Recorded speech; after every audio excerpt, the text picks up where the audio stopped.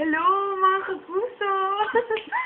Ngayon, napapakita namin sa inyo kung paano gumamit ng aircon without glutathione at puputi ka na. Ngayon, ang gagawin natin, pupunta tayo doon sa pinaka-specialist nitong aircon na naka-invent at naka-discover na hindi na kailangan ng glutathione para pumuti. Tara! Okay, we're here. Okay. Sabi dito, kailangan daw is meron ka nitong uniform as a uniform. Para daw pambalot mo pag nilamigan ka or para maprotektahan mo yung sarili mo, okay?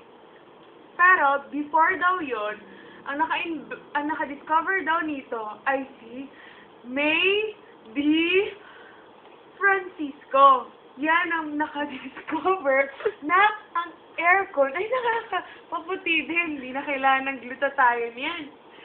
Ngayon, umpisahan na natin. First, sabi nila, kailangan daw, kakain ka muna daw nitong mint-flavored candy nila. Yan, mint. Mint, okay? Mint-flavored candy nila, okay? Mint-flavored candy nila. Tapos, kukuha ka daw ng 2 pieces. Lalagyan mo daw to both sides of your mouth. Dito, tsaka dito. Yan, kakainin ko na. Dito na siya sa kabilang dulo. Yes. Tapos, ang gagawin natin ngayon, tututok daw natin yung blade. Yan, tututok daw natin siya. Yan, tutok daw natin. Lahat daw dapat nakatutok sa atin. Tapos, gagamitin na natin to. Itong tinatawag nilang dress kumot. Para daw, hindi na tayo masyadong malamigan. Okay? Ngayon, ang case ko is gagaling ko lang sa mainit na lugar at super stressed ako. Ngayon, kailangan ko magpa-rest. Parang facial na rin daw to. Aircon facial ang tawag dito. Okay? So, start na tayo. Sabi nila, kailangan daw, parang, mas maputi ka pa daw, within 30 minutes, puputi ka na daw. Pero ang gusto ko, more than 30 minutes, para super puti na ako. Ayan, tututok na natin yung sarili natin dyan. Kailangan talaga daw, nakatutok talaga eh. Kasi syempre, yung air, lahat pumapasok dyan. Yan. Saka sabi nila, kailangan daw, 2 lang kayong nandito sa room. Kasi kung marami kayo, syempre wala na yung tutok ng aircon sa'yo, di ba? Yung isang kasama ko is yung masahista.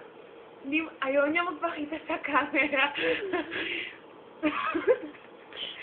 Pero alam niyo, masaya talking. Kasi within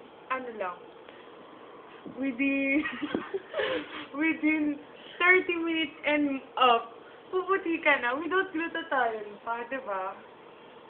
Yan ang katipiran kasi sabi daw nila, pag daw gumamit ka ng glutathione, bili ka daw ng glutathione pag naubos. Pero ang aircon, pag bumili ka lang daw ng once, you can on and off the aircon, diba? So, tipid. Hindi ka na tulad ng gamot. Mas mura ang gamot kaysa sa kuryente.